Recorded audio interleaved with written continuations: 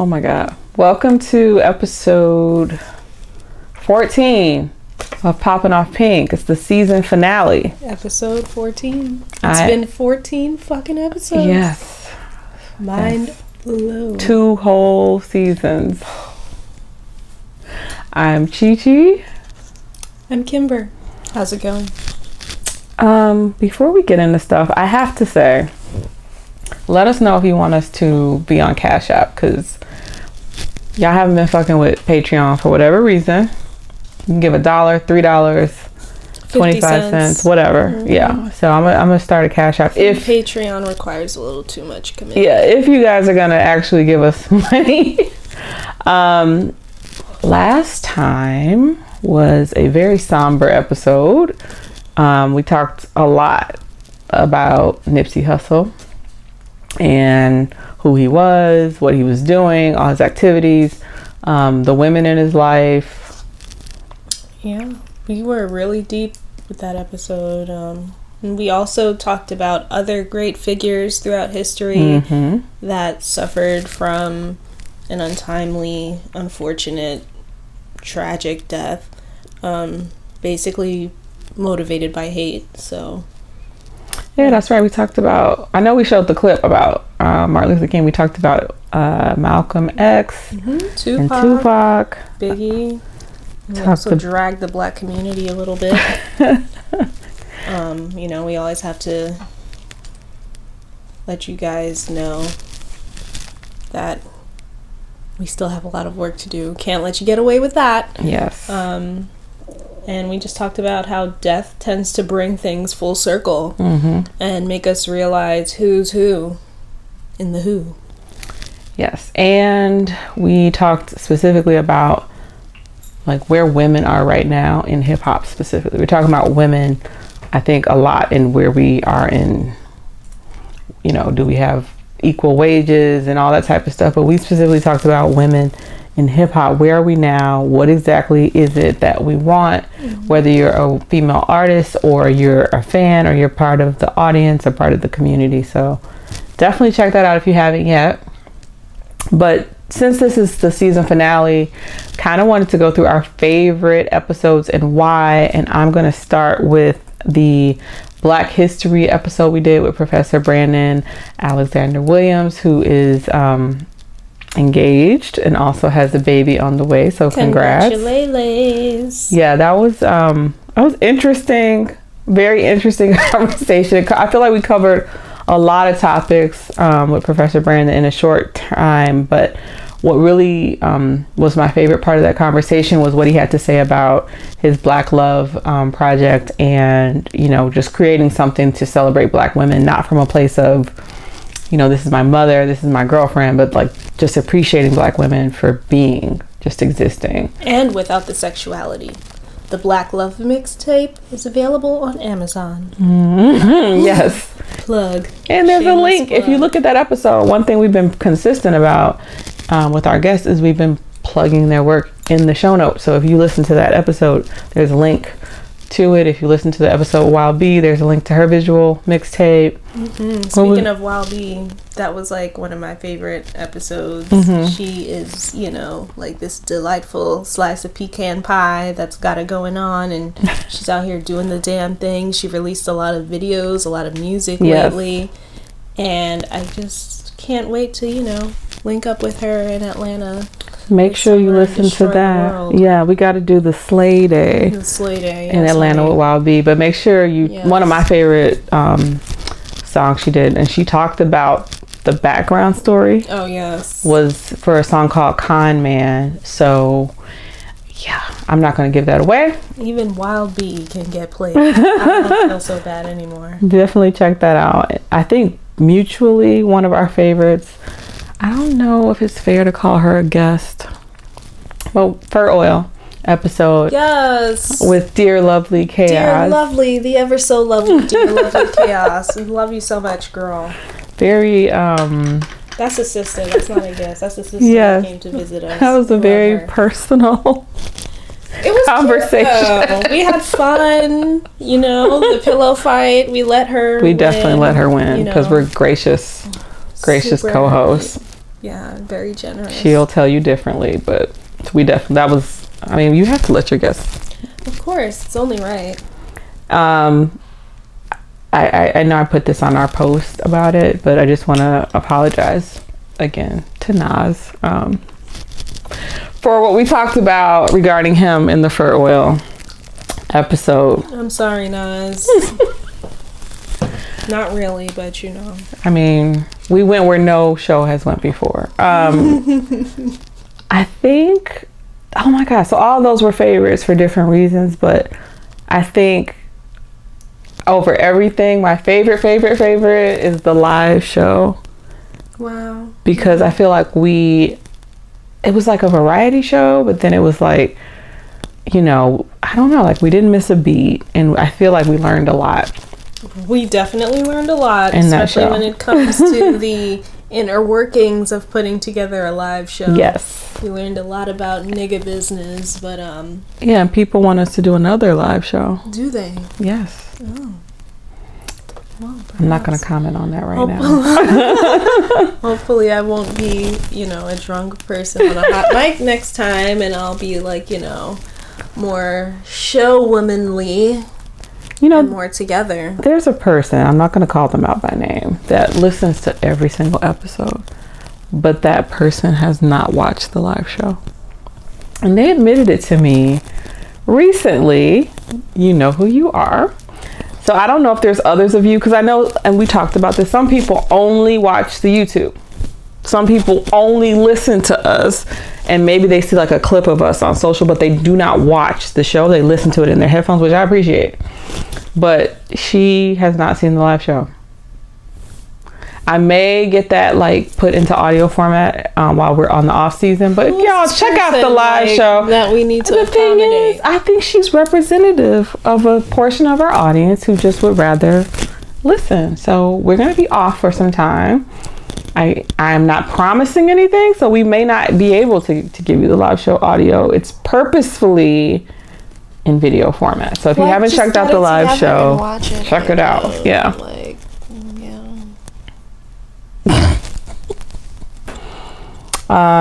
anything else about season 2 we want to touch on? I mean, I'm just glad that we made it that far into season 2. I think that's the overall, like, you know, the encompassing thing that I appreciate, that, you know, we're 14 episodes in. Mm-hmm. Like, it's been real. It's been great. You know, we're getting to know each other, and like, we're like good Judys now. We're golden girls in these streets. It's amazing. Yes. I like to think, like, you know, I was just washing her hair and now I'm sitting on her couch. Oh my God. Yeah. Definitely see the progression from season to season. I do go back and listen. I'm starting to watch some of our episodes, but I'm one of the listeners. I know it's weird. I like to listen to it in my headphones, and it's one thing for me to think that it's good content, but when people, you know, even the other day, someone made a comment to us privately, you know, thank you so much for creating the good content. So I say all that to say, please share. Don't feel bad if you haven't listened to all the episodes. We're going to take some time off. It takes time. And, send it to your friends. Yeah. It's like a chapter. Send it to your enemies. No, I'm just kidding. No, send it to your enemies. A view is a view, honey. I don't give a shit. Well, come one, come all. I think it's an appropriate segue to say, whether you watch the live show or you tuned in to any of the other episodes, we've shared with you different pieces of ourselves, and along the way we've learned about ourselves. Absolutely. Positive and otherwise. Mm-hmm. Is there anything particular you feel like you learned over the past 2 seasons? I learned that I'm capable of being in a public setting for more than 4 hours. I learned that I am capable of speaking to people and being genuinely interested in what they have to say. I learned that I'm not as much of an ambivert as I thought I was, and I'm a little bit more extroverted. And And I've just become more comfortable in general with the overall speaking and mixing with people and just speaking period, and like seeing myself and hearing myself on film and on, because that's always been weird for me. Yeah, I've just learned that I can do it, basically. And do it well. Okay. I learned, oh my goodness, I learned what my priorities are, I guess, in this space, because it's one thing to just, I don't want to say just, but it's one thing to have a conversation with people about music or artists or, you know, the history of hip hop. It's another thing to, you know, start to put together a narrative around it, specifically with women, which I hadn't had to do before. Right. So that was interesting. On a personal note, I learned more about being in front of the camera than being behind it. A lot more about like different types of production, because we've kind of changed as the show went along. For a while, you couldn't watch full episodes on YouTube, Right. and that requires a lot more work. So I learned about that, and I learned, I think, you know, I thought for a long time certain people that would message us all the time were either one of Kimber's friends or someone that knew someone that I knew, and then we started comparing notes, and it was like, no, Yeah, like, these are like pure fans. Right, we got people coming out of the same Including, place. that's how we found Wild B. She found us. So Who would have thought? And I will say this, because I don't have a lot of time, I do, you know, with all my heart, I do listen to other shows when you send me episodes. We both promote other shows. Shout out to Dad Hats pretty and Bow Ties. frequently, including Dad Hats and Bow Ties. Shout out to the Spilled Milk podcast. Shout out to Zav for filming that wonderful pillow fight with Dear Lovely Chaos. But, you know, not just the podcast that we know people from, like I listen to other podcasts too. And I will say it is helpful to have such distinct voices. Because, and I'm not saying that as a knock or a diss, it's just certain shows, if I'm not familiar with the people and I've never heard you or met you before, some of the shows I feel like the voices I can't tell one from the other. Right. And not just our voices, like the way they sound, but the things that come out of our mouth. Like we both have very strong characters. So I think that I learned that, and I learned that as a huge asset to this particular show. Unless it's the whole phase. The whole phase is doing some, like, they're way out there. I don't think anyone out there is doing what the whole phase is doing. Yes. Shout out to them. Yes. Those and shout out to beings. folks that shout us out. Word. So now let's get into some of the topics today. I just want to start with a quote. The quote is, "Instead of wearing my flower crown, it was important that I bring our culture to Coachella." And that was none other than Beyoncé Giselle Knowles. Carter. So there's a lot going on in that quote, because it starts with "instead of." A little shade there. It's like I could have just went in all my glory and all of who I am and just put on the flower crown and been like, I'm at Coachella, that's enough. First Black woman to headline it. But she said it was important. So she starts with that cadence and then says it was important that I bring our culture to Coachella. Yeah. That, you know, I get that. I feel that. Coachella is basically a wannabe Woodstock. It's like Woodstock Junior. And there's a certain aesthetic that's implied with Coachella. You know, from the way Lana Del Rey says it and kind of glorifies it with her, like, you know, mystical kind of tone. To, you know, the photographs we see that come out of Coachella, like, there's an implication, and it does not typically fall into the Black aesthetic as, let's say, Afro-punk, Afrofest, what's it called? Afro-punk, yeah. Afro-punk would. So, yeah, there is a distinction, and by her not donning the flower crown and going against that indication to be all, you know, hippy-dippy or whatever, that's a great stance to take on it. I love that she deliberately showed that side of herself, because we talked about this on previous shows. We talked about it in the show where we touched on Kim Porter's legacy. Beyonce shared a picture of Kim Porter. A lot of her fans didn't know who Kim Porter was, Beyonce shared a childhood picture of Nipsey Hussle after he passed. Same thing. So she's illuminating this huge audience. Almost no one has a bigger platform right now than Beyonce. Almost no one. Like, that's a fact. She breathes on Instagram and like 8 million people see it within the first 5 seconds, right? So for the fact that she is saying these people are important, and I know you don't know who they are, but now you do. That's a big deal.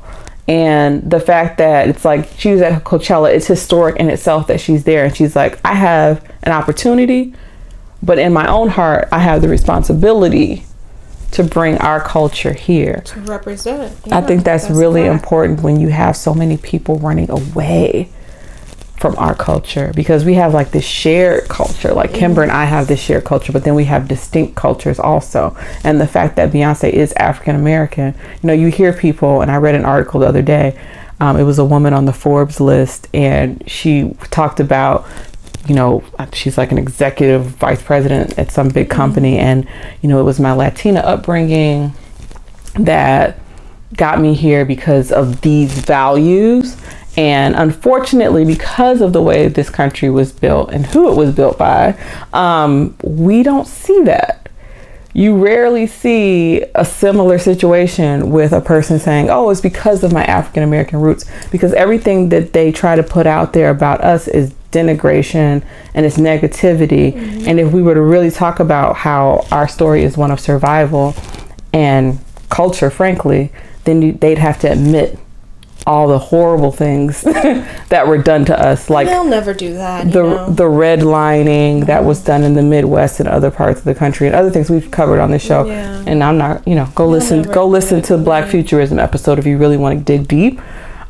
So I feel like she's starting to knock down those walls, and because she is accepted by so many people of so many cultures, it's really amazing that she took that opportunity to do that and show that side of herself. She's still, you know, this massive superstar. She's still universally someone that people get excited about, but she said, I'm a Black woman first. And, you know, we've been in spaces where other, you know, you could be in a room full of Black women and they'd be like, we're going to put this messaging out, but we need to say women of color. And I've been one of the people when I've been in those rooms to say, no, we're going to say Black women because that's who's in this room. Yeah, there has to be a distinction. Like, you know, the term color, women of color, is just very safe, and it's all inclusive, and it still deviates from the very thing that we're trying to fight against, which is, you know, earning our time in the sun.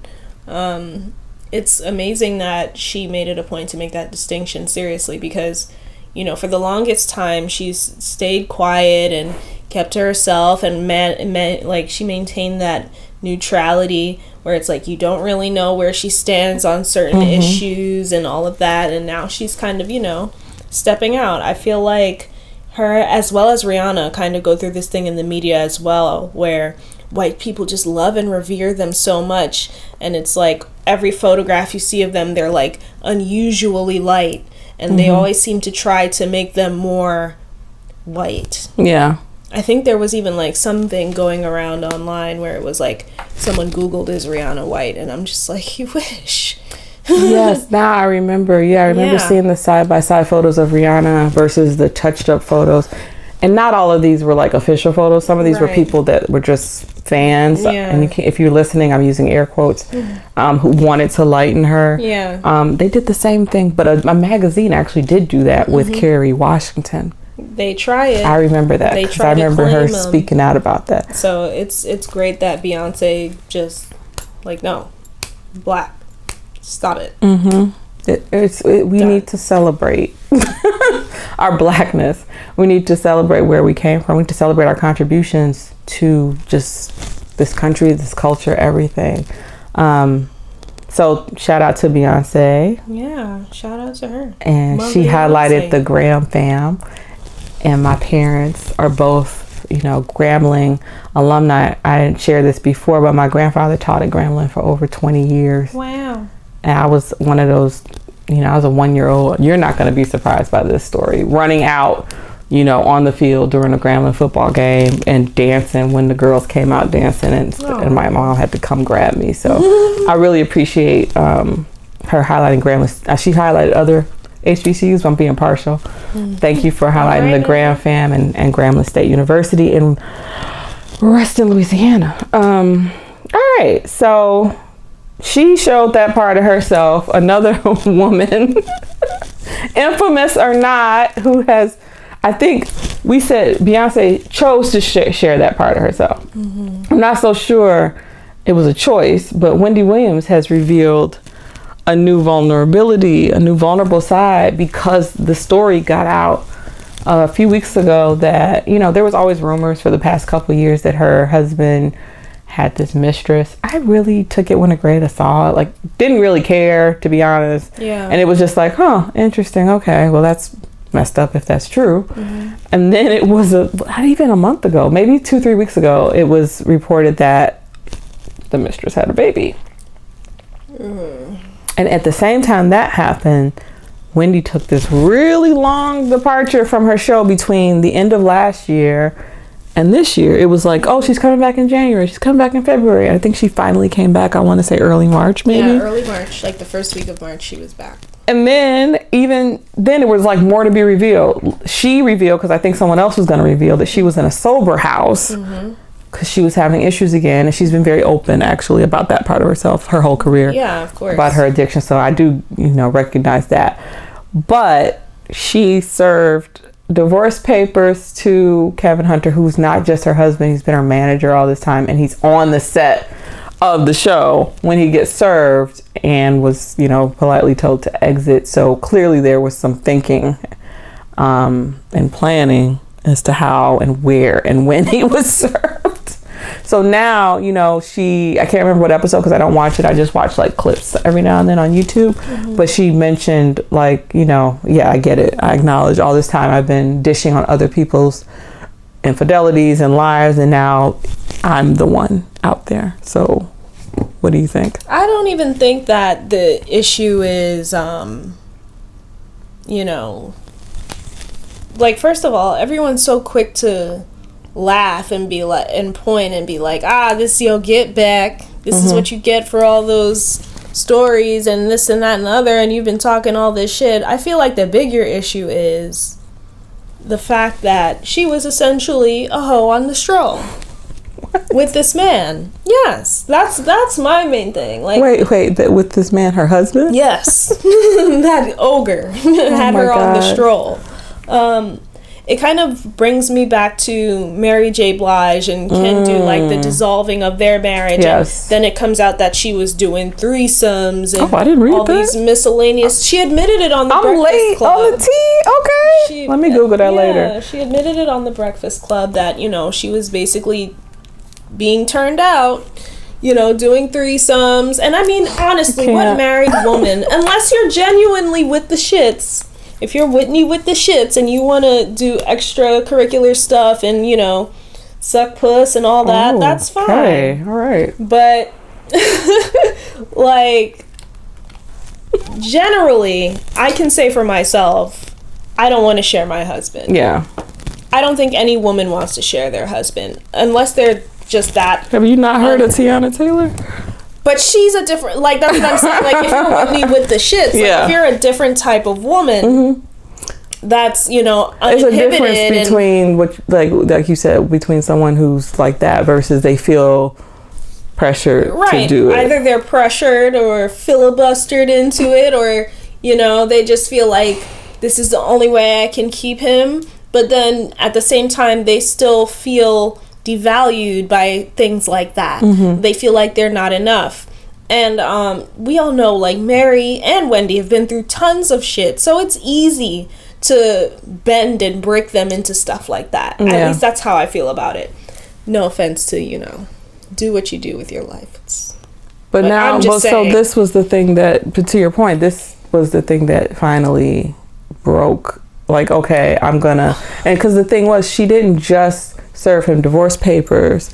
It was reported by people around her that she struggled with the idea of also cutting ties with him professionally. Yeah, But she was like, no, I want to make a completely clean break. I'm serving the divorce papers and he's no longer her manager. This is what I mean by like this pimp and hoe shit. Like, you're turning yourself out. He's got you doing all of this, and then you're paying him too.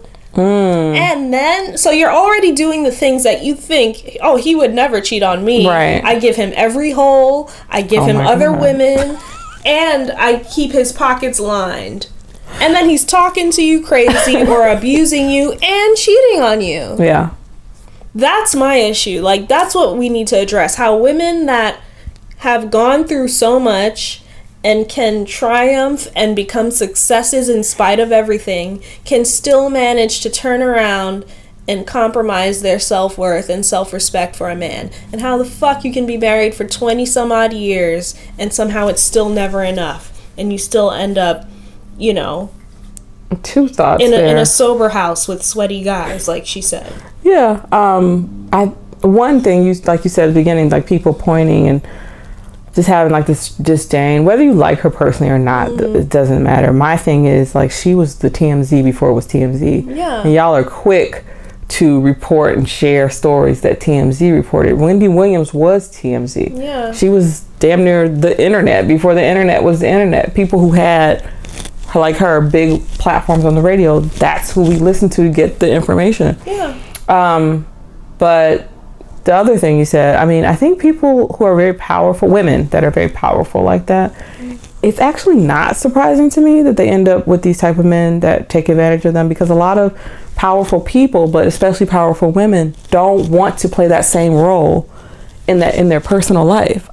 They don't want to be like the big boss bitch at home. They want to come home and be able to have a different side of themselves. Of course, but do you want to be a wife?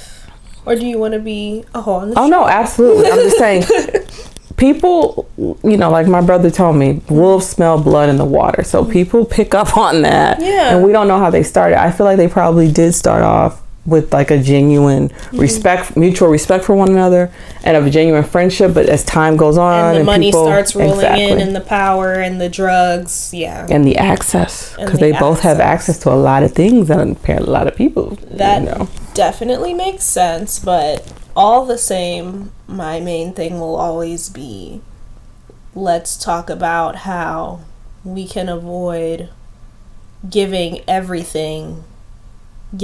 part of ourselves. I remember my mom loves to like tell me how Diana Ross always says that she never gives herself away completely in a relationship. Interesting. And it makes sense. And, you know, people look at me like I'm crazy, but I don't even know what that means. What is giving yourself away? I mean, to me, it's like you should always have a strong... I had this thought earlier and I don't know what triggered it, but you should always have a strong sense of self, yes. But I think some people can do that, but then when they get into a relationship, all of a sudden they turn into a different person. It's they're this impeccable, crazy, amazing person alone, and then they get into a relationship and they're constantly seeking validation, not just from that person, but what that person represents. It's like, I want the world to see that I'm with this person and that they're this, and that means that I'm something important too. And it's like, that's unfortunate, because I feel like people who are constantly, this is just my own personal opinion, people who are constantly seeking that validation in their partner are probably the most likely to commit infidelity or be victim of it, because you really don't have a strong sense of who you are. But yeah, like, you know, that is also very important, and that's a common thread with these women. They come from places of adversity. And she definitely comes from a place and from being with Biggie and being dissed by Biggie back in the day to like, they have a lot of deep holes. Like, each of them, if you look at their life stories, they've both have points where they've hit rock bottom. You know, Mel B as well, surprisingly, stunningly gorgeous. Lo and behold, she's fucking the nanny and the nanny's fucking her husband. It's like, and then he's living off her, because I don't know what he does. Yeah. Like, why do we do that to ourselves? Interesting. Well, one of all love and light to Wendy and her son. I know her son is definitely sticking by her from what I've read, so that's great. One of Wendy's muses from back in the day. She's a muse? Muses. One of them. Oh. One of her favorite people to talk about. She's had her on the show before. Not in this past several years. But she's showing a different side of herself. And that's Kim Kardashian. Oh. I don't think either one of us follow Kim, but you kind of don't have to, because there's always going to be some blog or some friend, in my case, who wants to send me things, whether it's a picture or an article. And usually I'm just like, okay, if it's the kids, I'm like, oh my God, they're so cute. And I'm really indifferent to Kim. I don't have a strong feeling either way. It's just more kind of like a spectacle to me, which is, I think, on purpose from her perspective, because as long as she's a spectacle, we talk about her and she's in the news and what have you. But this actually did kind of make me pause. It gave me pause because the story was about her studying for the bar and working with, I think, a local law firm to get however many, hours of experience or studying. I don't know the details, but she's doing what she needs to do to be able to take the bar, I believe, in 2020. And I thought that was interesting because I know that she used her platform and her influence at least twice before. Once it was a man and the other time it was a woman that were having legal troubles.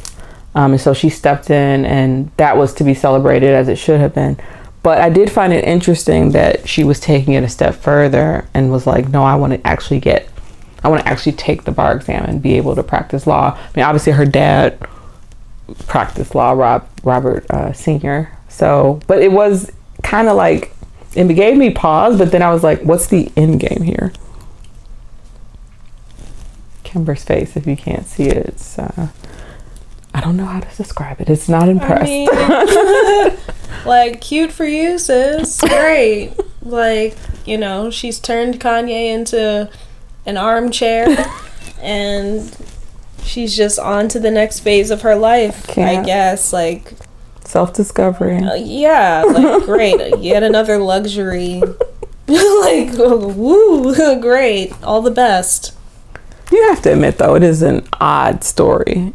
Like, if someone told you this and then they told you later it was a fake story, you wouldn't have blinked. It is odd. It's almost as if, Pamela Anderson went to school to become an esthetician. I can't. Or, a nurse or something.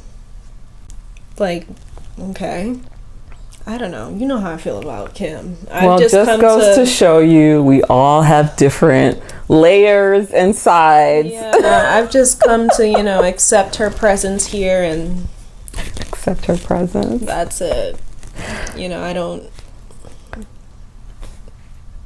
Like, before keeping up with the Kardashians, if she fell in a vat of acid, I wouldn't reach down to help her. But the only connection I made, and this was later, I wasn't thinking about it. It just kind of hit me. I was like, oh yeah, I remember reading that. This was a long time ago, maybe like 2011 even.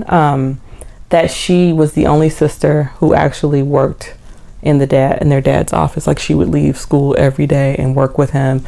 He had like a side business, and I don't remember the details, but it had something to do with the recording industry. So she actually sat with him, worked in the office, learned all of that. So she's always had, all the nonsense and spectacle aside, she's always had this very strong work ethic. She is a Libra, and I'm sure that she was wholesome before she started fucking. Of course, she had some initiative prior to, fucking. So yeah, of course.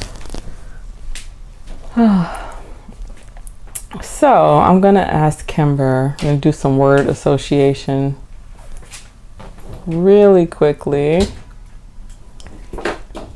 about different sides of ourselves, and then I want you to tell me if any of these words make sense to you, or if you affiliate or associate yourself with them.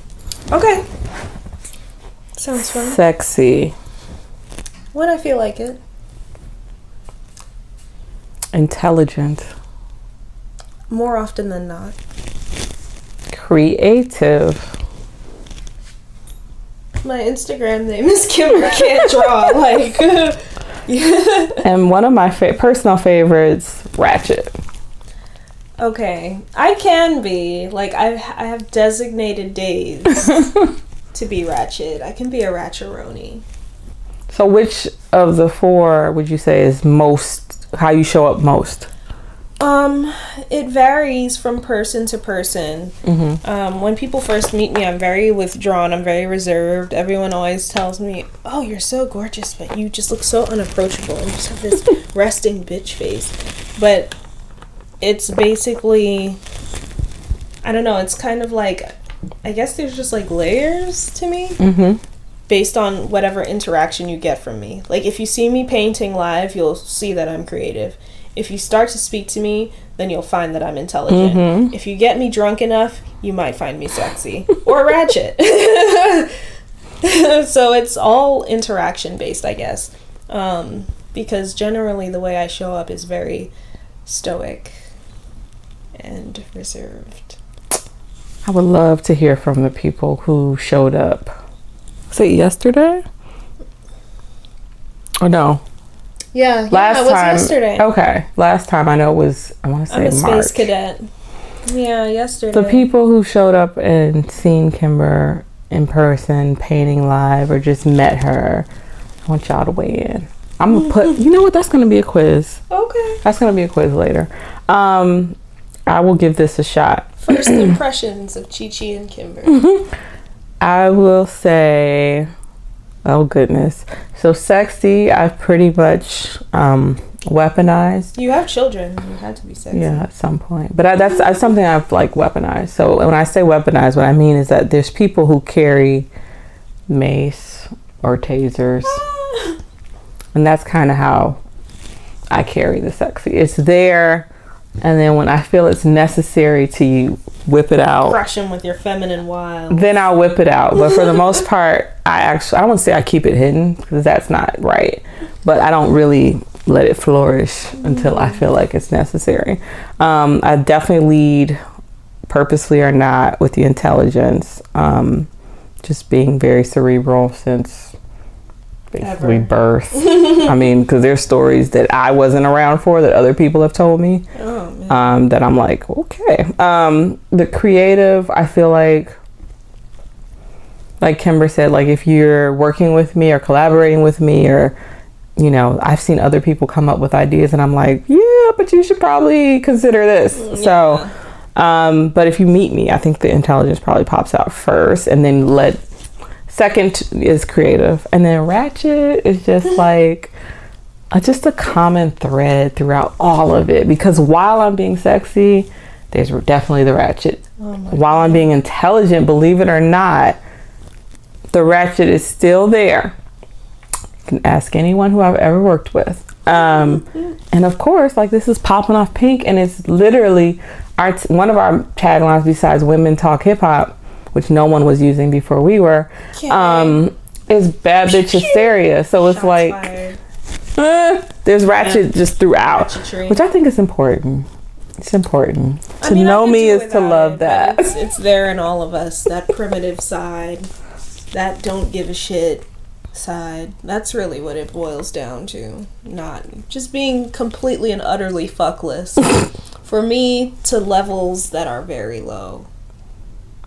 Very low. I will say the way when we met, I felt like I don't know, I saw creative, but I feel like more intelligent.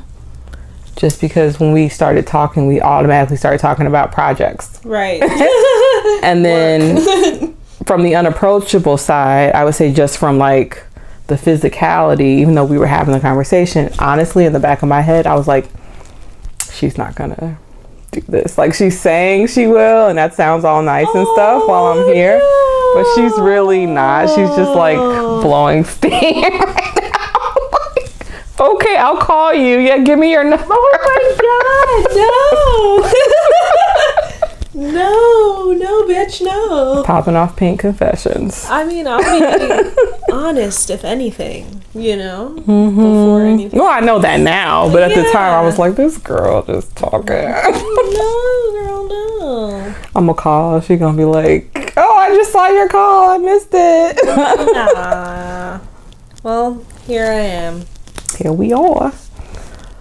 I gotta say, another thing about like all my favorite episodes is the side eye you give. Do I? Yeah, like, well, I don't give if you didn't know. That's the ratchet. I know. So. And the episodes where it's just the two of us is always really nice also. Oh yeah, I love, like, I'm selfish as hell. We've had when it's just the two of people us. in the house. I'm super, for like, some time. possessive over Chi, and it's like when we have to, I'm like, oh, great. Yes, yay. Y'all got to chill in the dollhouse. Almost all of y'all took y'all shoes off as requested. Some of y'all left some dirt. You know, it's fine. I'm kidding. Indeed, the dirt's been swept out. No, but we get personal. We are definitely sociable, individually and collectively, and conditionally. On social. See, this is where I feel like this is just the way my brain works. It doesn't matter what problem you come to me with or what problem I come to myself with. I still try to see the bigger picture. I still try to see, of course, that's the Libra, both sides or all sides. But one thing I wanted to talk about is people being unfollowed. Whatever platform, Twitter, Instagram. Seems like Instagram is the most personal. I feel like people don't take it as personal on Twitter, but it is a personal thing because they're personally unfollowing you. So yes, it is personal, but I don't think you should take it personally. I know that sounds weird, so I'm gonna say it again. Being unfollowed is personal, but you shouldn't take it personally. And the reason why, speaking as someone who manages multiple accounts across all the different platforms, is really annoying sometimes, actually. I get how people can compartmentalize, because I think there's a good chunk of people that I follow who also have other accounts. Like Kimber has an account she's going to be starting soon also. Yeah. So I try to watch everything in people's stories from Chi-Chi's account. That does not mean I'm going to watch it from my other accounts. Who has the time? If I feel like it, like, oh, you know, that was a cute story, why not watch it again? Fine, but you really should not expect that.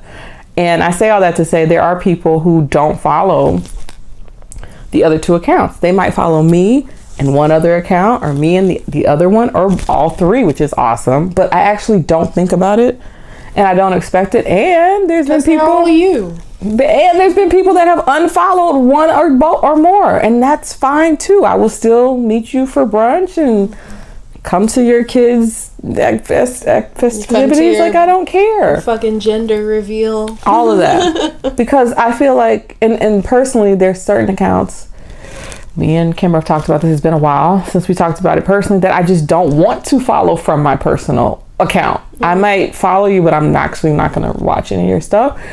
Because when I'm in my personal account, I get to completely decompress and be me and look at certain things that I don't look at from the other accounts. So like much more fashion, much more aesthetic, much more art, much more 3D graphic type stuff. I don't want to see certain things when I'm in that space.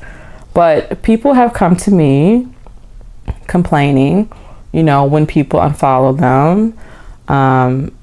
Someone, I think, got upset recently when I unfollowed them. But it's nothing to take personally. I don't know. How do you feel about people being unfollowed and being upset about it? Or do you get upset? Like, I don't give a shit. Unfollow me. Never follow me. You know, I've never been a fan of social media. I come from the era of AOL dial-up and AIM, when AIM was poppin', when sidekicks were poppin'. Like, I come from that time where there was a time to be on and a time to be off. And I had way more productive things to do with my time. Now, like, you know, I haven't had Facebook for like 5 years, and at one point I didn't have Instagram for about the same length of time. And everyone looked at me like I was saying I don't have a driver's license, a social security card, or a birth certificate. Everyone was like, why? And that's my fucking problem. The fact that the line between real life and social media has become smudged. It's like it's so blurred that now if you unfollow somebody on Instagram, it means fuck you, I'm never talking to you again. That means you don't like me and all this stuff. Like, that is so much.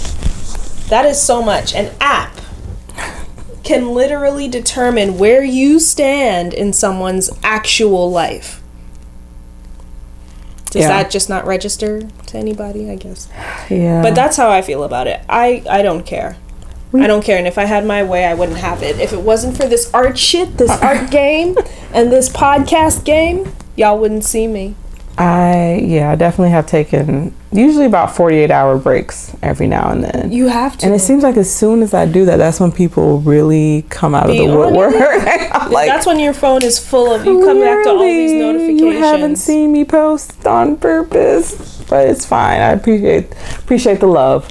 And I don't have Facebook either. I don't know. Like, we were talking recently about this Bel Air trailer. So I feel like, technically YouTube is also a social media platform. So I feel like it's opened up opportunities for folks, but I do feel like we're now saturated with a lot of content that people just feel compelled to put out. Like, I see some people putting out content every single day, and I don't think they've taken a breath to think about, do I really need to share this? Is this meaningful? Is my audience really going to connect with this? Or do I just feel like compelled to put content out there? So, yeah. And unfortunately for some of us, it has taken over from, or, the line has been blurred, I will say, as Kimber put it, between real life and social. Yeah, people got the shit twisted, and it's like, it's just there's been movements. Yeah, like when I think about all of the human behaviors that have developed as a result of social media, or the lack thereof, it's really alarming. Yeah, and it's interesting, there's Malcolm X has said it, other people have said it, but if someone's like being celebrated by the media, you should probably give them the side eye, give them the Chi side eye. I say that because, there's been movements, and because everyone wants to be a part of something so bad, and at the same time people have been torn down. Cancel culture came from social media. Cancel culture. I always, Chris Rock, I think, or Dave Chappelle called it the nigger wake up call, where people really forget who they are and where they fit. I think it was a Paul Mooney. I love Paul Mooney. Said Mexicans got the nigga wake up call. Oh my god! Because they thought they were white for a while. I love him. Well, the point is, I think it's important to remember who you are. 1000%. And even if you don't want to focus on that at the moment, look at things with a critical eye. Because we had I don't even remember what it was called. There's so many hashtags, but we had the whole thing with R. Kelly, and then Mute R. Kelly, Bill Cosby, and I'm, like Kimber said, because of this show and because of other creative endeavors, I'm kind of forced to be on social. So I'm looking at this, and there's Me Too, obviously, and then a couple weeks ago, I saw one of my favorite rappers at the Playboy Mansion, and they posted on Instagram. And now keep in mind, I didn't do any research on this. This is just like common sense. I'm like, why would we be celebrating the Playboy Mansion in the face of what's happening with Me Too, whether it's Harvey Weinstein or Bill Cosby or R. Kelly? But in our platforms and black media, and even TMZ, which is technically not even black media, it's a constant narrative about every single thing that's happening with Bill Cosby, R. Kelly, you name it. And they need to be pulled. On that though, did he? Oh, he was bragging about the fact. I mean, it was a short post, so it wasn't like some long paragraph, but it was like, posing and all that. And I'm like, okay, I'm confused. And then, of course, we had J-Lo doing in the same space at the same time that the documentary had just came out. I don't even want to call it a documentary. The movie, The Lifetime. I think it was part documentary, part whatever. Yeah. About R. Kelly. She's doing a tribute to Elvis Presley, who, people, this is not like top secret information. This is not like a quick one page of Google search will show you that his own ex-wife or widow or whatever, Priscilla Presley, talked about meeting him and engaging in sex with him when she was 14 and he was 24. Yet we're having Elvis Presley tributes from J-Lo, who is at least hip hop adjacent to Diddy, And, you know, she did the Motown tribute as well for whatever reason. And then we have some of our own who, like, if it's, and I'm not saying it's not, by the way, but if we're going to say there's something wrong with R. Kelly and wrong with Bill Cosby, why are we celebrating Hugh Hefner in our same circles? And the Cosby Show has been pulled from every platform except one, which I won't say because I actually was able to watch.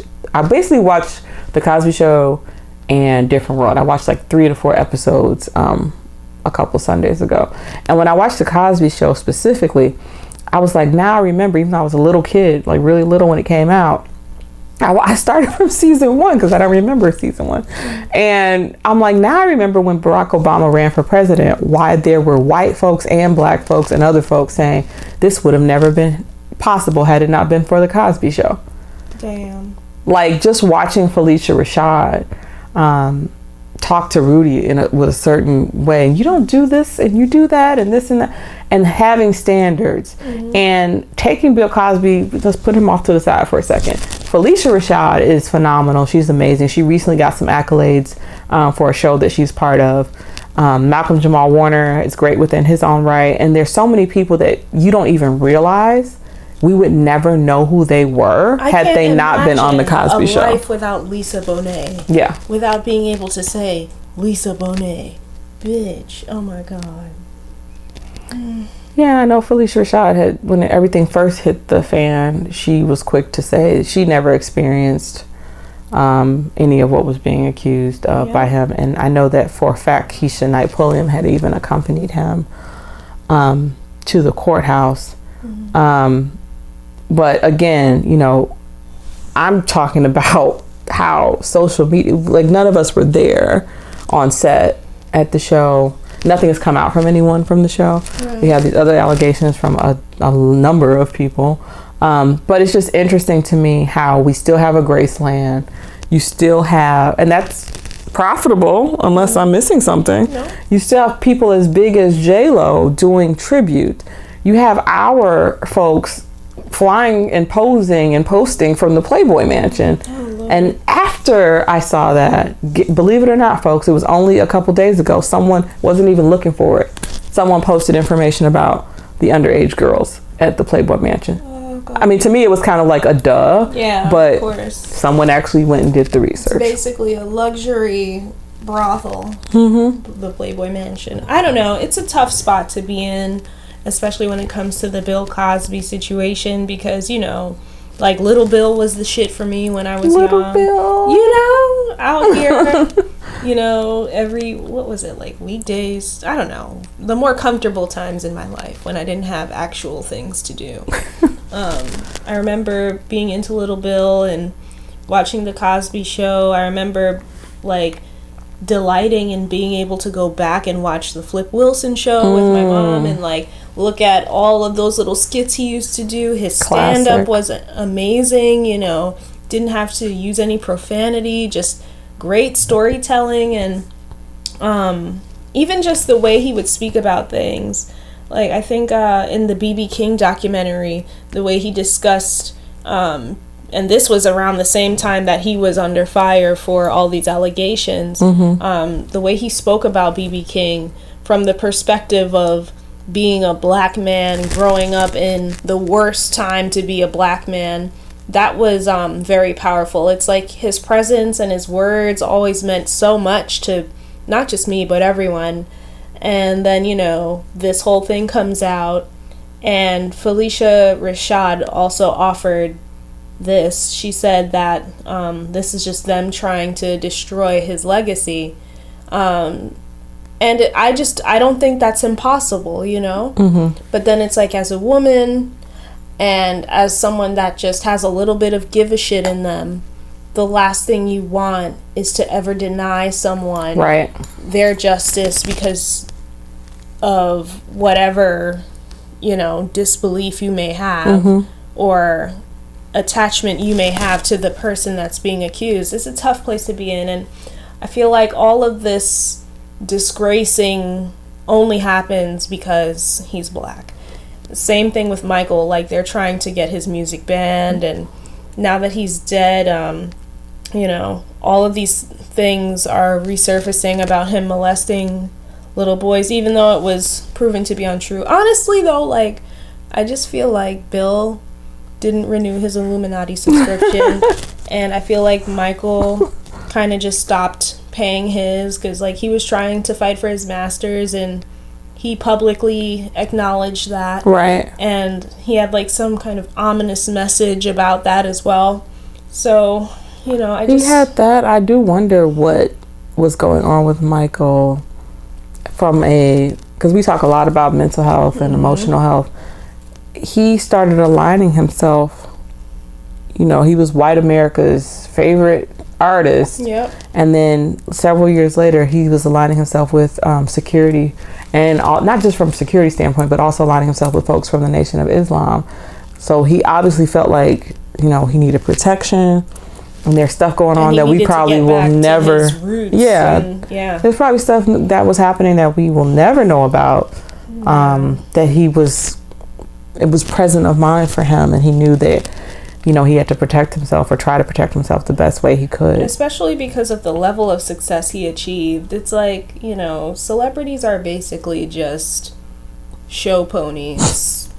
Just prize-winning show ponies, and nothing is what we think it is. It's never as straightforward as we think, and we don't know what actually goes on. So there's a lot of things to consider. But to your point about making sure we, you know, don't dismiss someone else's abuse or pain or what have you, and we're like a come to reckoning point. But once again, you know, there's just not any consistency, and it's hard to take these folks seriously when, you know, again, we're in the information age. So it's like either you're willfully ignorant, or you just want to, you're so hyped up on social media and you want to be part of a movement, you don't care to see the bigger picture. Because if we're going to do this, let's really do this. Right. There should never be another Oscars. There should never be another Golden Globes. The man, when you see Metro Goldwyn Mayer is the last name. He was responsible for this whole casting couch nonsense. He violated Shirley Temple, which was one of my favorite childhood stars growing up. I loved the Shirley Temple movies. Did not know, you know, that she was white and I was black back then. I just loved Shirley Temple. I was gravitated. And I mean, even the making of the Golden Globes and the Oscars, if you knew what was behind that, that was to like discourage actors to not unionize and get together and fight for their rights. And it was also a way to get them to fight, have like infighting amongst themselves, so they would all be vying for these, you know, coveted awards. Like there's a lot, and that's just by the way, that is literally the tip of the iceberg. So if you really are like muting people and want people, you know, that look like you to be pulled off these streaming platforms and Hulu and everything else, you need to be using your voice to make sure that they look in their own backyard, because there's women who are benefiting from the fact that, you know, we're talking about individual artists. Film is an entire industry. So regardless of who gets pulled and who doesn't, just like with sports and Colin Kaepernick, you know, a lot of people were kind of like icy towards him when he first started his movement, and now they're on the bandwagon. We don't own any of this. Nope. So you don't own these multi-billion-dollar platforms, whether it's football, basketball, the recording industry, the film industry, and on and on and on. Yep. And you're gonna pull the folks who had some of the largest bodies of work. And I you know, Michael is one thing, Bill is another thing, R. Kelly is certainly his own thing. But my point is, you're not just impacting that person. You're impacting the folks that worked with them, the folks that made names for themselves, and yourself ultimately, because we don't own any of this. We're just on the platform. So the little bit of leverage we have, you're willing to like jump on the bandwagon without really thinking about what is it that we are fighting for and what do we want. Because if we are fighting for all of these people who violated women to be gone, I shouldn't see nobody on the red carpet. Okay. I don't know. It's like things like this just make you see how fucking ridiculous people are. Because the fact is, like you said, we don't own any of this shit. We're out here cherry picking and doing all of this selective activism in someone else's orchard. And it makes no sense. I always say this, and I'm going to keep saying this until I keel over from exhaustion. Freedom is literally acceptance of all things. And I don't think anyone realizes that.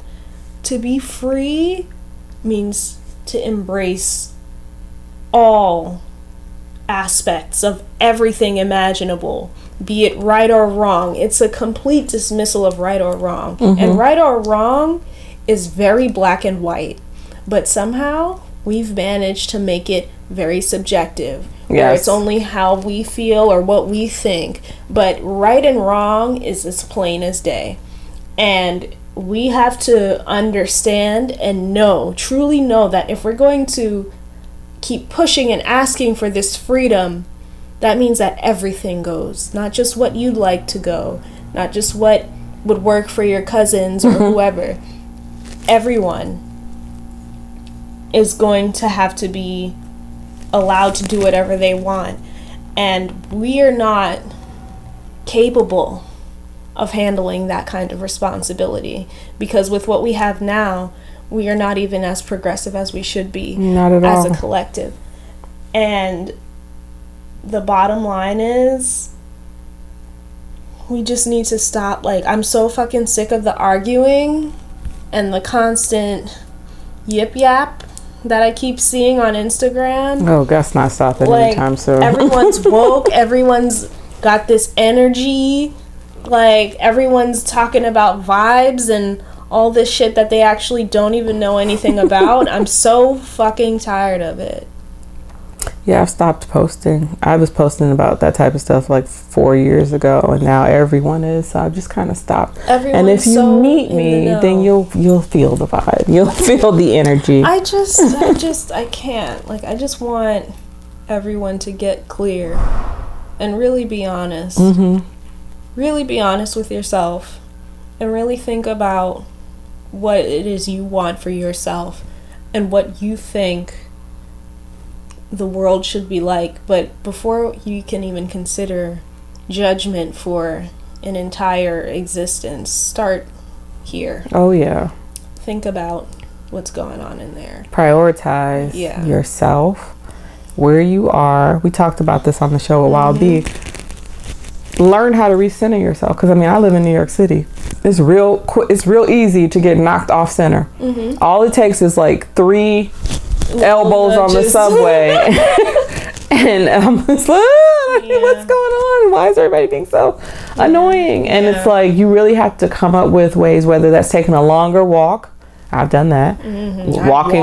I mean, we don't have a lot of greenery here, but find little patches of places where you can kind of sit and chill or walk through the grass or what have you. Showering or sitting in the tub kind of counts as being one with nature. Yeah, sitting in the tub is grounding. I discovered that. It's a grounding exercise.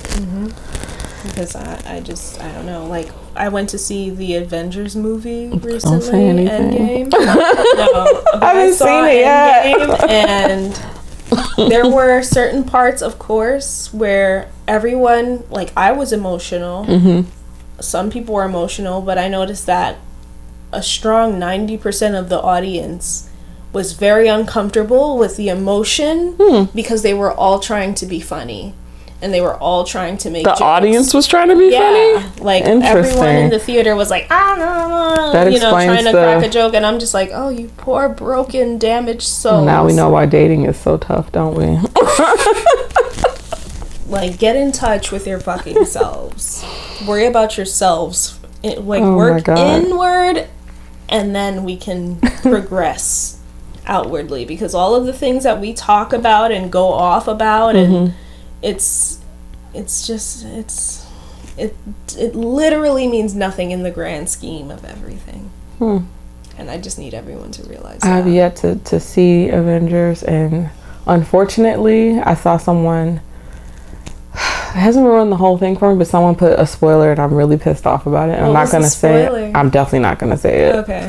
But I was like, why? What was the point of posting this? But tell me I do want to talk about a couple movies. I've seen one, and I have not seen the other one. One, talk about showing different sides of yourself. Mr. Tyler Perry, how you doing? Shout out to you. There's a movie called Medea's Funeral. I mean, obviously from the name, you can glean that he killed off Madea. Finally. I have enjoyed a couple. I've probably seen, I don't know, 3 or more Madea movies, and I probably enjoyed like 2 of them. And one I was dragged to by my grandmother. But I don't know, like Tyler has contributed a lot, so I don't want to take that away from him. But I will say I was satisfied when I heard the title, Medea's Funeral. It was like what you just said. I was just like, yes, finally. Jesus Christ. Why are we happy that Medea's dead? Because it's I don't know. I think it's just us. For me personally, I consider myself a little bit of a snob when it comes to film and music, because I grew up in a musical background, as I've established from episode 1. And, I had parents that, like, I'm watching Westerns and action flicks with my dad on, like, Saturdays and Sundays, and I'm watching, As the World Turns and whatever else with Mom, and, all of these. And then, like, eventually I just got into a place of self-discovery, where I was just exploring different movie titles and different film styles and, foreign films, and just overall things that just expanded my palette. And, music and film and things you read, it's essentially like a diet for your brain. That's true. So to me, the Madea movies, as well as pretty much every Tyler Perry movie, ain't shit but fried chicken and mac and cheese and greens with ham in it. And we don't need to eat that all the time. Like, I just felt like a great deal of the Madea movies were very shuck and jive. Yes. Like, they were very inferior.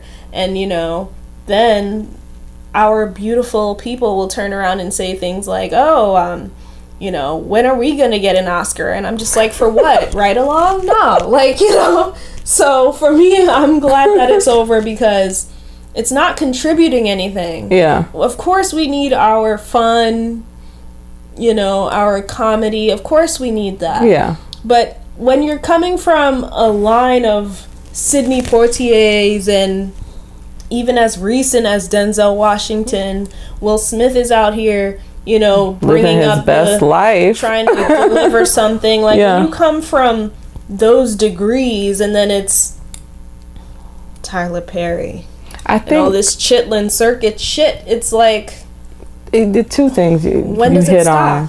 So I grew up watching a lot of shows, and then a lot of them I forgot about. Like, I was sitting here watching one with my son, and he was like, I've never heard of this show. But he was laughing, and I was like, now look at that. Yeah. We were actually watching Hanging with Mr. Cooper, so Oh. I was like, I bet you never heard of Smart Guy either. And he was like, no. What? And I'm like, I bet you never heard of One on One and with Flex. Cool. Right? And what was the other one I was thinking of? Oh, the one we had with our girl. Like, I know her personally. Eve. Eve had her own TV show that was literally called Eve. Yeah.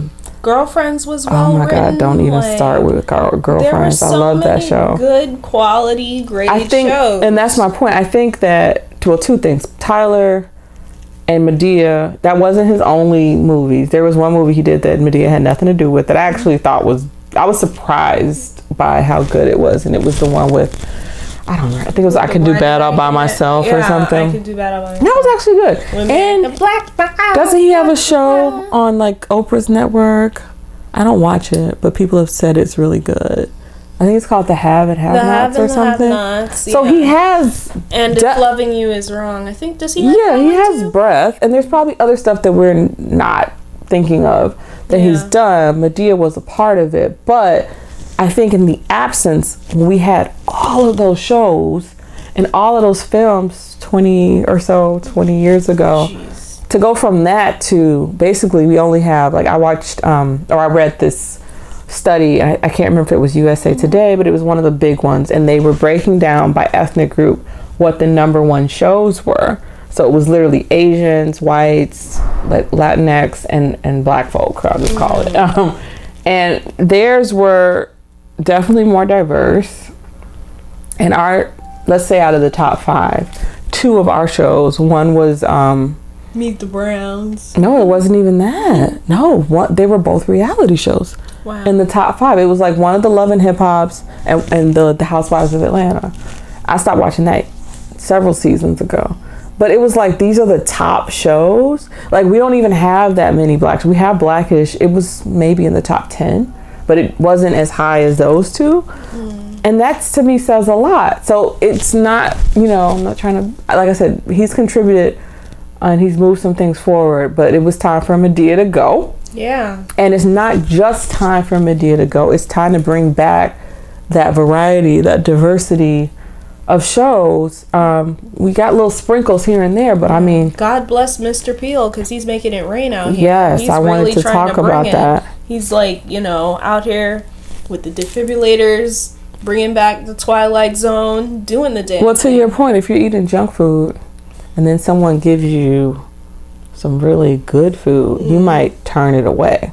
Of course. And with the Us movie, which I did see, so if you still haven't seen it, then maybe just skip past this part. Look at the show notes and skip past this part.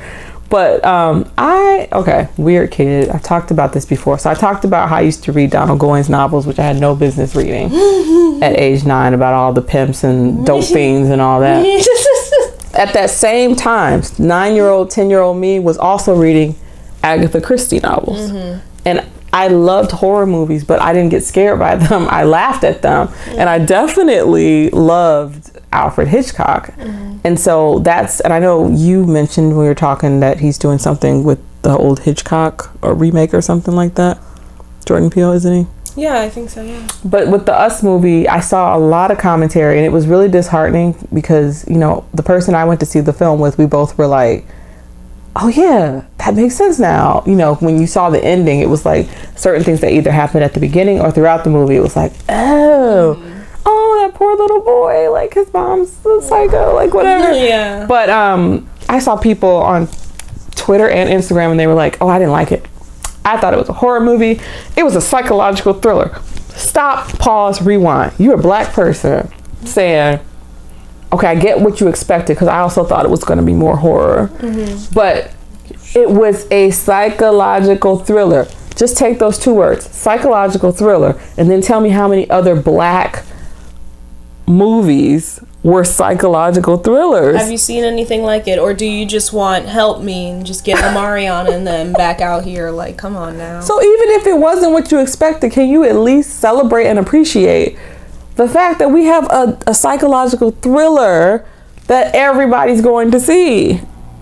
No. And that we have different shades of us. We're not always just shucking and jiving or hypersexual or fighting and pulling weaves. Like, I don't understand. Of course not. I don't know. But I gotta say, for me it was horror, because I definitely looked away a couple times. Really? I didn't get my usual whiplash from all the jump scares, but that voice Lupita put on, the tethered. Oh, yes. That scared me. That haunted me for a little bit. She's bad. But she turned it out. She's incredible. And the movie itself, I appreciated the plot twist, They really crossed me up at the end. I was like, oh, wait. Like, I wasn't expecting that. I won't ruin it for those that are watching. But I think it's great. I think, it gives me hope for the future, that we may be experiencing a turn in cinema as a community, and hopefully other people will want to step up and do better than Madea. I will say, I was so caught up in trying to follow the movie, and there was moments I didn't turn away, but they were suspenseful, or they were like jarring or whatever. I got like 3/4 through the movie before I nudged the person I was sitting there. I was like, you know what? I just realized that, yes, there's other people that aren't black in this movie, but the black folks in this movie are all really, really dark skinned. And I was like, I've never seen that before. Yeah, it hasn't. It was like a pause moment. I was like, I can't think of any show. I can't even think of a video. Like, I can't think of anything where it was either all black, or like in this case, the focal point was on the black folks. Yeah. And they were all really dark. He literally like flipped the dynamic, the traditional dynamic that we see in television. Like even in commercials, like, you know, even if there's one black person, they're kind of black. Like they're black like this. They're not, They're basically, you know, brown, black. a brown white person. Right. In a wig most of the time. Oh my God. But yeah, like he flipped the dynamic where the central focus are black people, not black in the soothing, marketable sense with like a tinge of, you know, cream or whatever, like actual black-shual. Oh my black. God. Black-shual. I like that. Okay? So I appreciated that as well. And then, you know, he still included other races, and made them exactly, like he portrayed everyone exactly as they are. So this is where we go back to intellect and seeing things from a big picture perspective, because Jordan Peele is biracial, first off, and his wife is white, and I love her on Brooklyn Nine-Nine. So you've put it very eloquently. I think it was in the last episode about the formula for hip hop videos, and these are folks who are not, for the most part, you know, the artists for the most part are not biracial. Yeah. I mean, we didn't get Drake and J. Cole until very recently. So how is it that a man who has at least one parent who is other, and whose wife doesn't look like us, can see the importance and the priority to have a movie with an all dark-skinned cast of black people? He sees that that's something missing and that it's important, because he could have easily just put Lupita and somebody look like Drake and some kids that were my complexion, and nobody would have blinked. I wouldn't have blinked, to be honest. But he deliberately kept, and even the girl who played younger Lupita, even the people who played Lupita's parents, so that we got like 8 really dark-skinned people, right? And I'm gonna share something with you. I didn't think about it until just now. You were saying how people reacted during the Avengers movie. Yeah. There were 2 girls, and it's dark in the movie theater, so I can only tell you based on their hair texture and their accents. So they sounded like they could have been either Dominican or some type of Latina, because again, accent. There we go. And I'm gonna tell you, and I don't know if I shared it with the person that I watched the movie with. If I did, it was after we left the theater. There were several times when they did a close-up of one of the darker women in the movie, and they kept repeating, "She's so ugly. She's so ugly. She's so ugly." And I was like, what? But I didn't let it distract me from following the movie. I shared it with a couple people after the movie. I'm just now thinking of this, because I actually saw it the day it came out, so it's been a minute now. And they were like surprised that I didn't sound as angry as they thought I should sound. And I said, the reason I don't sound angry and that I'm smiling is because it's not even that I'm going to call them anything out of their name. I'm not. There is an element of ignorance there, but it's not even their fault.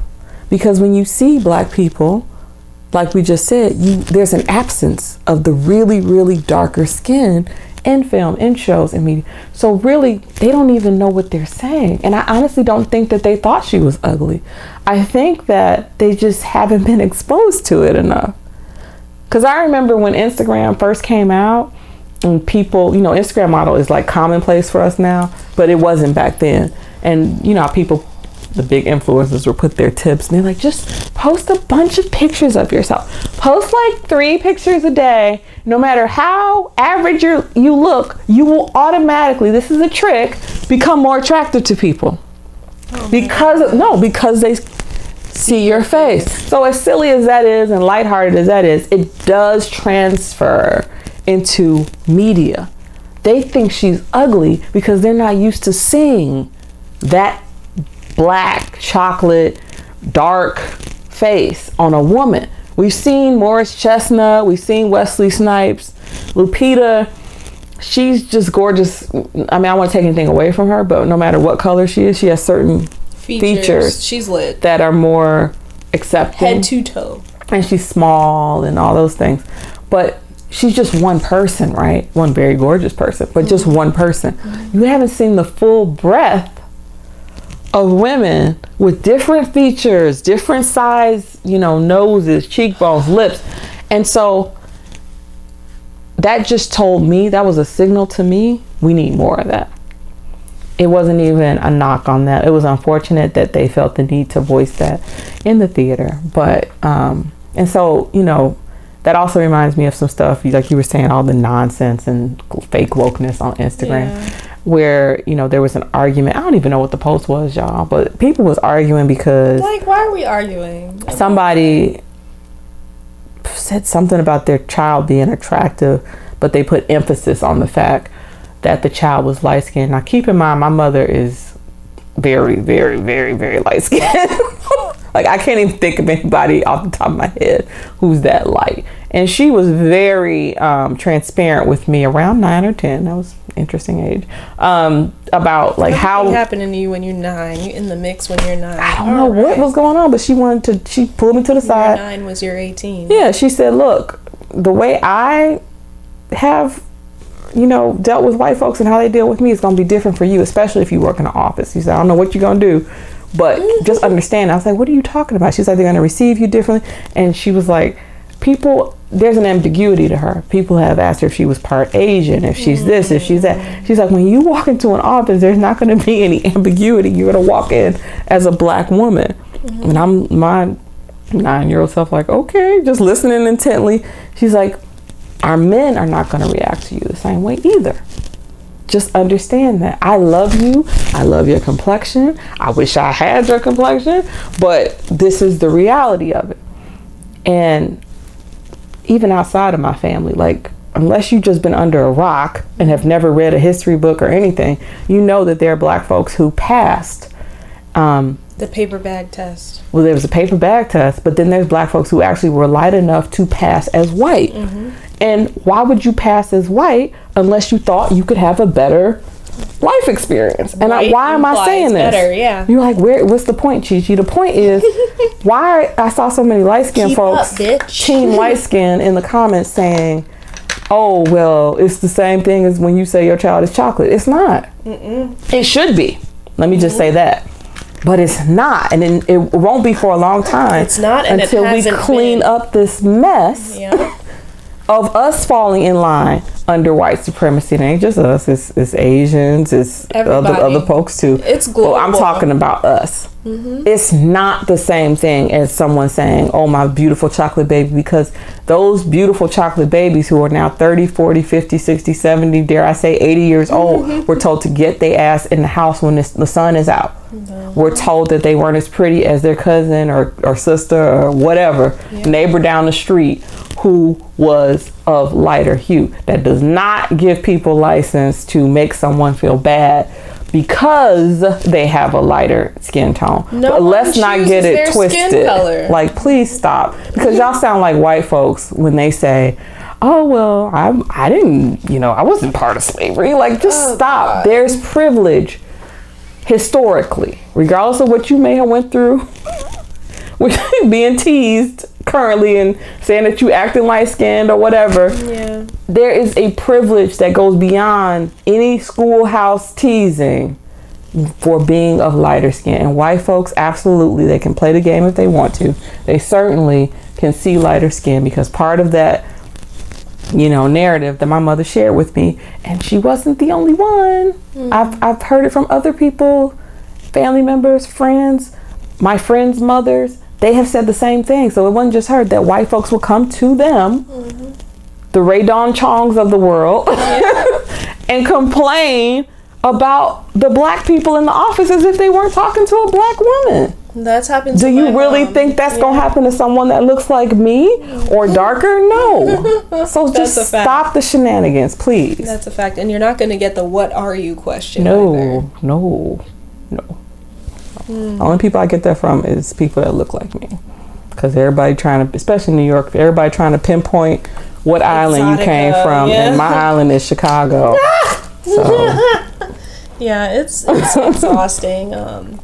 And I notice it with like when being natural, when the natural hair was making a comeback and everyone was big chopping and having wash days and co-washing and deep conditioning. I can't. I noticed that everyone only ever wanted to acknowledge either the ones with the luxurious 3C afros, never the super kinky 4C hair textures. It was always 3C curled, kinky, coily hair. And if you had like a baldy or it was short, no one was really fucking with you.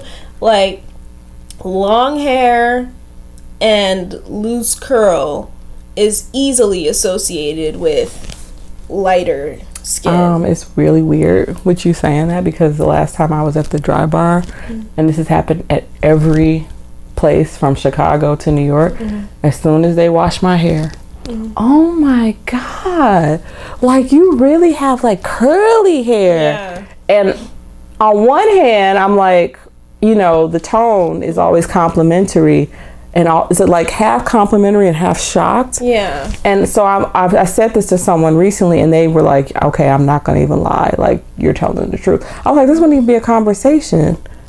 It wouldn't even be something for y'all to point out if my complexion was lighter. It's almost like, oh, like, how? And to your point, also with the natural hair movement, finally it was acknowledged. I don't know how I haven't kept up with it, that we were only promoting the looser curl textures. Like, it's when I used to get my hair done in salons, anytime, same thing. Oh, she must be mixed, blah blah blah, because my hair is curly as well, and I'm just like, it's really pitiful. Yes, thank God for India Ari. Thank God for India Ari. Well, India got dragged too. What she get dragged? What'd she do? You didn't see? It was like ages ago at this point, but she released a photo where she looked a lot lighter. I think it was either for a single or an album cover. Even like Tommy Sotomayor was like, "Oh, you talking about brown skin." Oh God. Like, everyone drug her from here to there. You should look it up. Well, maybe we'll talk about it on another show, maybe for next season. But I do recall, and shout out to whoever found this old ass, probably was under their mama's bed or some magazine article where Lil' Kim spoke in depth about the abuse, and I'm not talking about just physical abuse. I'm talking about overtly verbal abuse about her skin color that she received from a lot of the men she dated, and why that just tore into her and ate her apart. And you know, I was one of the first people to vocalize it. I saw other people join the fray later that was like, y'all really, regardless of what you think, like, y'all really gonna like step over this big elephant in the room? And we talked about it, I think, on the last episode, and we talked about it on other episodes. But that's a big problem. If we really are a community, we call ourselves a hip hop community. Y'all, we gotta address this. Like, we really need to address this hatred for dark skin, and especially how it manifests itself when you're talking about Black women. And I have yet to hear anyone with a radio platform or a large podcast platform talk about that. It's just like, I don't understand. It's just tragically sad. Do you really want these 5-year-old girls to 15 years from now having the same complaints? Like, we're not a commodity. We're not a fucking commodity. We are human beings that I, for one, did not ask to be here. I'm blessed and all that, grateful to the powers that be, but I didn't ask to be here. I didn't choose. If I could choose, I would probably be carbonation in soda, or a tiger, or a volcano. I wouldn't be a human being. And I for damn sure, that being said, did not choose my complexion. No one did. No one does. And I don't understand why people have it in their mind that if you're born this way, then I guess, like, it's, you know, divine interference. Like, you were selected to be lighter, and it makes you greater. No, it's genetics. And well, that's social conditioning. I know, and it's exhausting. It's exhausting. So it's like, you know, everyone just needs to wake the fuck up. And we asked what women want from hip hop last time, but I mean, I just want to we talking about all the different sides. Burn it all down. Like, let's restructure, let's rebuild. You know, get the dark-skinned girl out of the kitchen. Get her to stop twerking. Make her the main girl in the Ferrari for a change. You know? Flip the script. Follow Mr. Peele's example. But you know what? Hip-hop, you know, in all its glory, it's still... we see it in a lot of commercials now. Way more than we did, you know, 5 years ago, 10 years ago. But it's like still somehow it's mainstream, but it still makes people uncomfortable. It's weird. It's like that child that is the black sheep of the family. However, they turned out to be super talented. So now you're like, hey, that's my baby. That's my baby. I still don't like that. I still don't, you know, I treated them like crap when they were coming up. Right. But now that they made it big, but you know, I support you. It's really weird. And I feel like the folks that aren't really part of the community where hip hop started in, they have definitely, we talked all through this show about showing different sides of ourselves and different sides of people, and even those people who may have done wrong. Yeah. And it's like, oh, hip hop is just something that gives me license to use the word bitch, or something I can listen to when I'm working out, or I'm something like I'm the shit. I need bravado, you know. But they forget that there's a community aspect, there's this empowerment aspect, this uplifting aspect, and there's plenty of artists out there. And maybe we'll cover some of them, because not all of them are female necessarily, that are about empowerment and uplifting and that type of thing. But hip hop hasn't really been given a seat at the table. I feel like they're still sitting at the little table like you do at Thanksgiving. Because hip hop is still undeniably black. Even though they have all these other, you know, ambiguously brown girls and all of these white girls, and it's in like Skechers commercials. They got, you know, people, you know, hitting that dance in the Skechers commercials and whatever else. Like, it's accepted as far as marketing goes, but it's still very black. Interesting. And that's why it hasn't been completely accepted. You know, it's basically a phenomenon for people such as Katy Perry and Miley Cyrus. It's a fetish or a phase. Oh my God. Yeah, they come in and out of it. They put it on, they perform hip hop, and they take it off like a costume. Yeah, even Taylor Swift is shaking it off and all of that shit, you know. It's convenient, it's cute, it's fun, it's no different from, you know, jazz and tap dancing back in the 20s when everyone was, you know, it's the same thing. It's essentially the same. It's just a more advanced, more modern mirror of that shuck and jive. Well, we talked a little bit earlier about the lack, to them anyway, the lack of ownership across all these different genres. We did include, I think, the music industry, but it has always been a point of contention for me personally that hip hop, to your point, is so black, but the ownership isn't. No. Like, of all the places where you would think there would be black ownership, you would think hip hop would be there. Like when those we know we're not going to dismantle the NFL anytime soon, but hip hop, like, really? Like when you I think it was I want to say it was Bobby Shmurda. There was like a video of him circulating where he was in a boardroom, like auditioning or rapping for some record execs, and it's just like all of these awkward white men and women just sitting there watching him, you know, turn up and, you know, throw all these niggas and fucks around the room, and they're just sitting there like, I would like to peel that back. Maybe we'll do some behind the scenes on that, because I don't want to stop there. We're closing the episode soon, but that is just that visual that you painted is crazy to me. Because regardless of what year it is, whether it's when did hip hop start? 1973? Bobby Shmurda, you know, in the 2000s and everything in between. It is, regardless of the nonsense that I'm seeing on social media, black men and women do love each other. We got a lot of work to do, but there's love there, right? It's very difficult to be either in this world. Yep. And this man has somehow flipped it and turned his talent into something that people connect with, and telling his story. So that's the thing about hip hop, it's spiritual. And so it's kind of scary to me that we don't own it, and from that regard. Yeah. and you sitting around people who, like you said, are just very awkward. They're not really part of the culture in a lot of ways. Sometimes they actually are performing as if they're part of the culture. Yeah, I've seen those too. Goddamn Fox. I've seen those is it Fox too. News? That fucking weather, whatever. I don't know what the hell he does, but he's been like doing all the dances and shit. Oh, I've seen that. I'm sick of that. Stop applauding these motherfuckers. My God. Just and then y'all like, they they can come to the cookout. No, I'm sick of that shit. Stop that. Stop.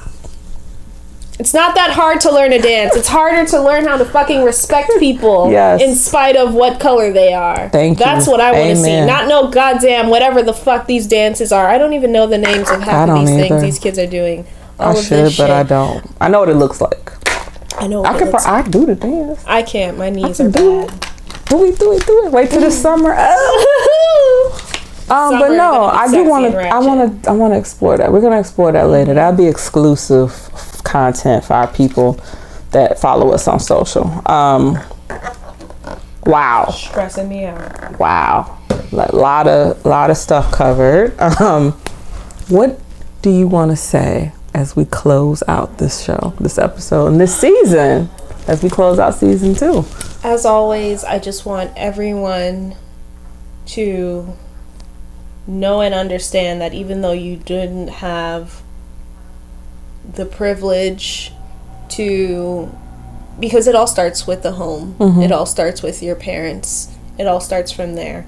If you are someone that was not fortunate enough to be exposed to things that gave you a better opportunity to consider what you'd want out of life and what you want for yourself and who you are, actively take time to do that and explore and find out what you like for you and figure out who you are as an individual, and don't just willingly swim along with the rest of the fish. Take some time and figure it out. And another thing, I'm no, I'd like to consider myself as more of like that guru that you find in the woods somewhere when you're like really high. Like I live my life how I live my life. I'm not a vegan, I'm not a yogi, I don't do any of that shit.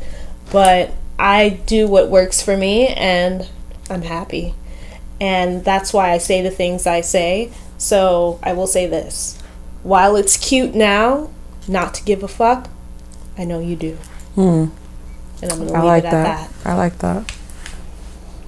I am going to talk to the women. Specifically, I love all of our men. I especially love the feedback that you guys give us, the support, the sharing. But I do want women to take better stock of their value, we all wear different roles. So whether you're an artist, whether you're a rapper, singer, whether you working at Target, whether you work downtown, whether you work on Wall Street, whether you work in Midtown, please understand when, girlfriend, wife, mother, whatever your title is. Wendy Williams. Please understand your worth. And like Kimber, I am not blowing smoke. I'm speaking from personal experience. I have not, I've danced around in certain episodes, and I always said at some point I'll share that with you guys, that part of my journey, but I've been celibate for some time now, and I'm not lacking in anything. I'm not lacking in attention from men. I'm not lacking in dates. I am not lacking in gifts. I'm not lacking in flights. I'm not lacking in anything. And that's not me bragging. That's part of this discovery I've been on, the spiritual path, and a lot of it had nothing to do with celibacy. It had to do with me unlearning certain things, and healing from a lot of childhood trauma, which I didn't realize that childhood trauma had not only affected how I date and the partners I selected, but it also affected how I view myself, how I show up in the world, the boundaries I put around myself. So that was just a happy bonus, I guess, was learning that other piece about when you've heard men say it, I know you've heard older men say this, and you've heard older women say it, and you probably were too young. I know I was, and I was just like, okay, yeah, that sounds good. But when those people, and now I'm one of those people, tell you you have so much power as a woman. Yeah. Be selective with who you give yourself to. And have children with. Not because anyone's trying to diminish your rights. Because now we've been sold this bill of goods that you have the right to go and sleep with the whole world. Oh my God. And you know, whoever's crafting that message, it sounds real good on paper, right? It's like 1 + 1 is 2. Men can do this and women can do this too, but you are a receiver. Okay? Physically, you are a receiver. You're taking it. Just like she said about the stuff we read and consume. You're consuming men when you lay down with one, okay? So before you even get to that point, please do that work, that inner work.